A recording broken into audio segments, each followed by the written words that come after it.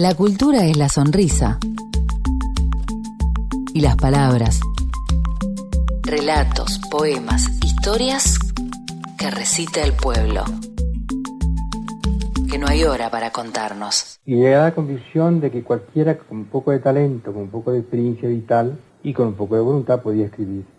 Es decir, que la escritura se transformó para mí en una actividad, en cierto modo, trivial, frente a hechos realmente importantes como la música, por ejemplo, o las matemáticas, o en fin, estos lenguajes que inventó el ser humano en su afán de precisión y de penetración del cosmos, ¿no? El que habla es Augusto José Antonio Roa Bastos, novelista, poeta, guionista, dramaturgo, periodista y profesor inolvidable. Nació en Asunción, capital de Paraguay, el 13 de junio de 1917.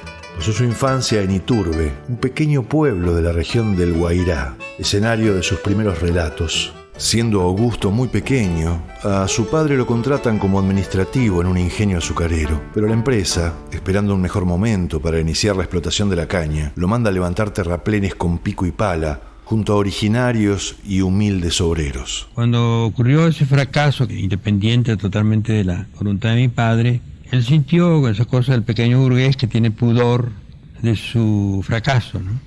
Y desapareció. Entonces mi madre fue quien me llevó de un año, más o menos, un año y medio, en busca de aquel padre perdido.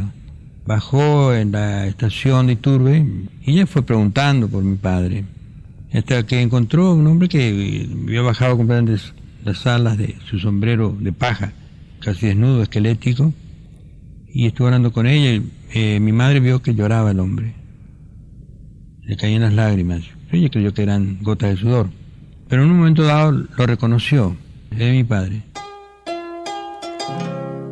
Trabajó como voluntario en el servicio de enfermería durante la etapa final de la Guerra del Chaco entre Paraguay y Bolivia en 1932-1935. Sin afiliarse nunca a ningún partido político, estuvo siempre al lado de las clases oprimidas. En una carta a su hija Mirta, quien hoy resguarda su obra, deja asentada su posición sin ribetes grandilocuentes. Nuestro pueblo es valiente y humilde. Ha sufrido mucho y sigue sufriendo grandes infortunios, pero el dolor purifica a la gente y la hace más buena, simple y valiosa. Te pido sobre todo que te acerques y comprendas y quieras a esa gente, porque ella es la mejor.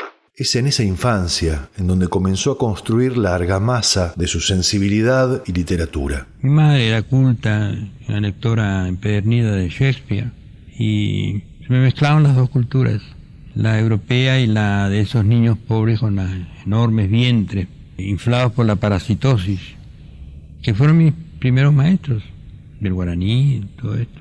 Y viví un mundo realmente tremendo, pero al mismo tiempo muy, muy fortificante, ¿no? En esos casos y en esos lugares de hambre, de miseria, se ve hasta qué punto la condición humana puede ser degradada y al mismo tiempo cómo esa condición humana resiste y supera las dificultades.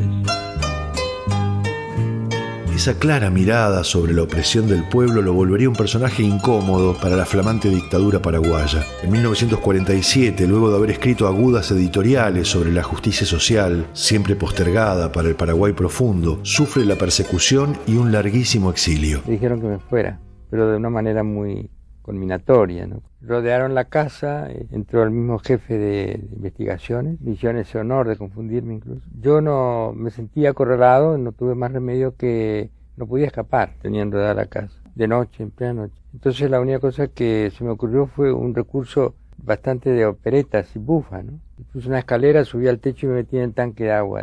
Y desbordó el agua, tanto que cuando entraron los guardias, sentía que les caía un chorrito de agua y parece que está lloviendo, ¿no? Y bueno, ahí estuve hasta el amanecer.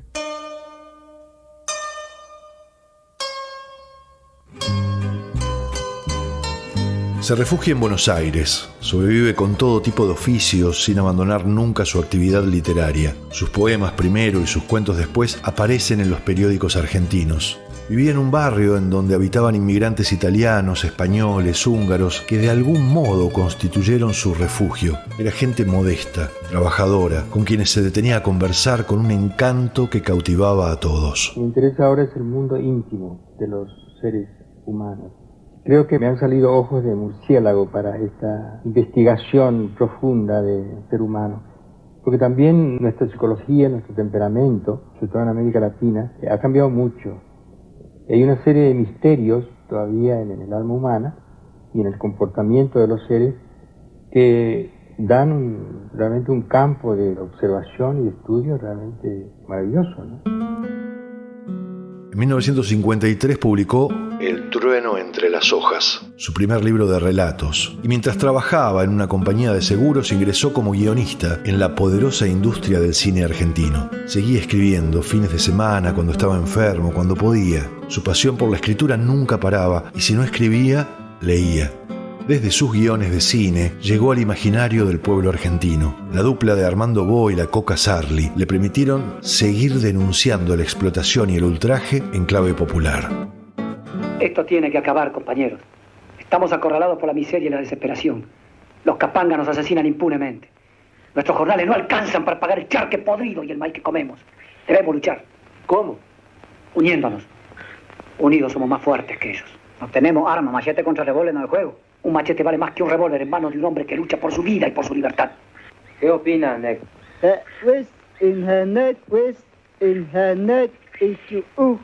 Nos van a estaquear a todos juntos. El pastor no va a querer quedarse sin esclavos. Bonifacio tiene razón. No se puede.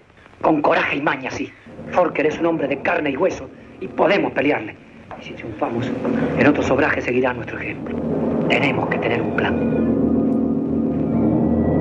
Augusto Roa Bastos se nutrió de los grandes escritores, de los grandes guionistas, estudió el cine ruso, el cine alemán, ganó por concurso una cátedra de cine en la Universidad de La Plata y luego la cátedra de literatura latinoamericana en Toulouse, Francia. Con esto nosotros queremos de que los compatriotas por lo menos por un instante se encuentren cerca de nuestro querido Paraguay. Las tertulias literarias en Buenos Aires, ambientadas por músicos paraguayos que habían emigrado, lo encontraron con seres extraordinarios como Ernesto Sábato y escritores jóvenes como Tomás Eloy Martínez y Daniel Moyano. Su calidez era idéntica a la soledad del exilio, esa soledad que atraviesa el alma, aún rodeada de amor y literatura. Esto lo descubrí después de mi salida del Paraguay. Tiene una tierra de fuerza casi magnética, ¿no? Eso se lo siente la piel, lo sienten los extranjeros que llegan. Hay una tierra poderosa, una naturaleza aparentemente arcádica, paradisíaca, pero que esconde en ebullición,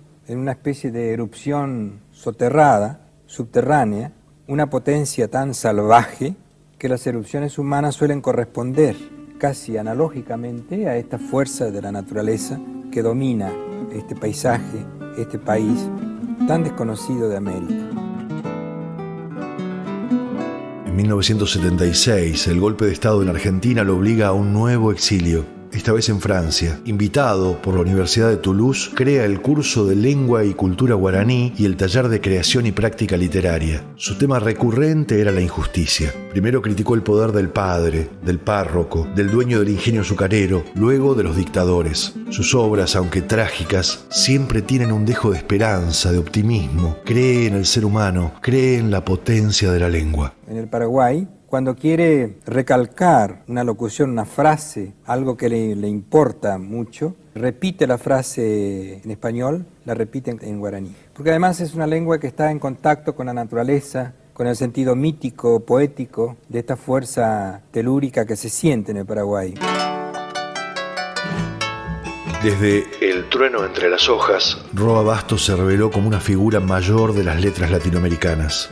Un creador de voz tan única como la de Juan Rulfo o Juan Carlos Onetti.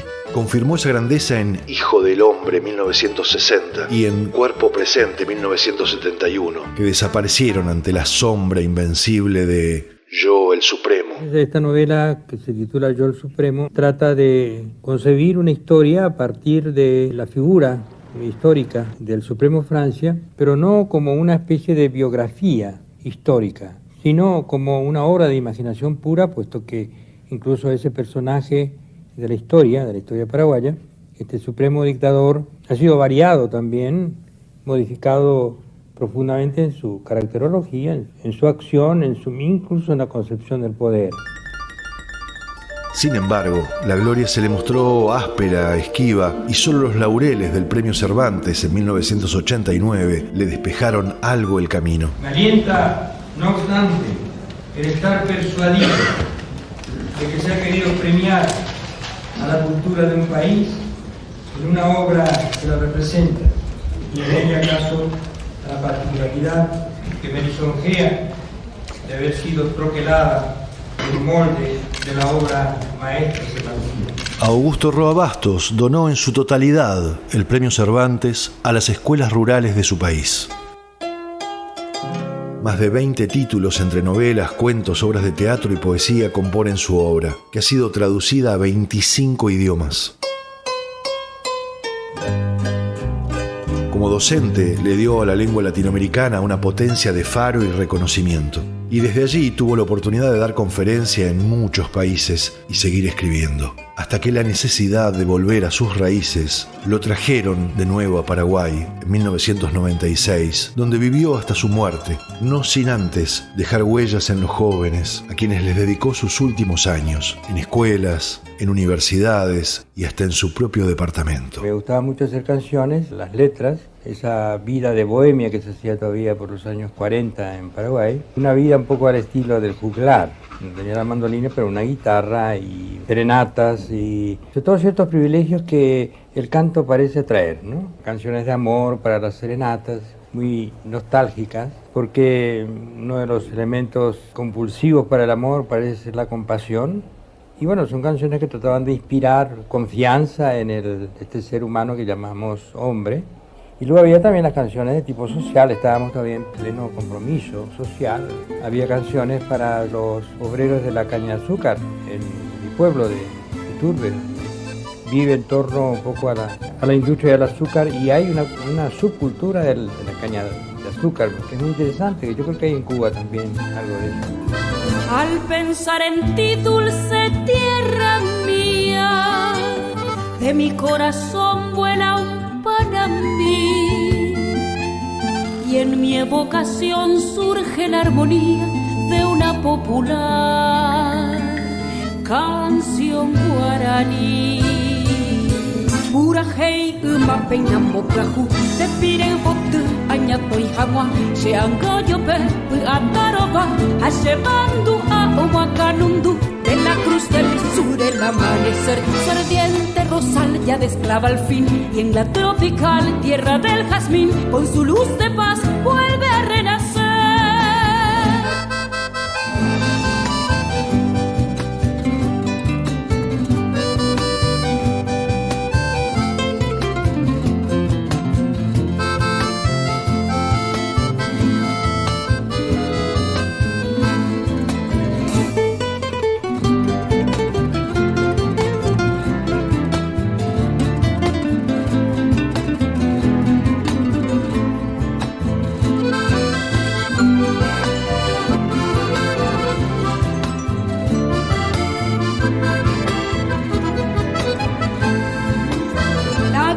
De amor, fuego de esperanza, pueblo y corazón en mi canto hay, fervida canción de mi lontananza, yo soy un terrón de mi Paraguay. Oñom dive pañamote nombre, petaguaye yamboyero vial, ay bishujagüe cochembaracá, añandushe po o mimbi paite, con el trueno en flor que en mis venas hay, aunque ya después tenga que callar, a los cuatro vientos voy a gritar, ¡viva el Paraguay! ¡Viva!